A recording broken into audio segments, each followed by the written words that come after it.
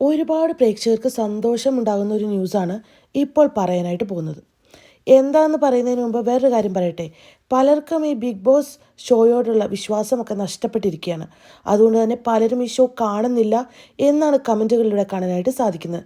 എന്നിരുന്നാലും YouTube ചാനൽസിലും Facebook പേജുകളിലുമൊക്കെ വരുന്ന വാർത്തകൾ കാണുകയും കമൻ്റ് ഇടുകയും ചെയ്യുന്ന ഒരുപാട് പ്രേക്ഷകരുണ്ട്. അവർക്ക് വേണ്ടിയാവട്ടെ ഈ ന്യൂസ്.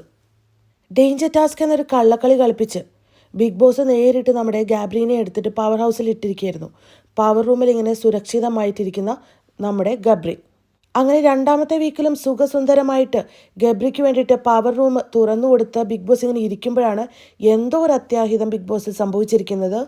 ഇപ്പോൾ നമ്മൾ കാണുന്നത് ബിഗ് ബോസ് ഹൗസിനുള്ളിൽ ഗാബ്രിയും അതേപോലെ ഋഷിയും പവർ ഹൗസിൽ നിന്ന് പുറത്തായിരിക്കുകയാണ്.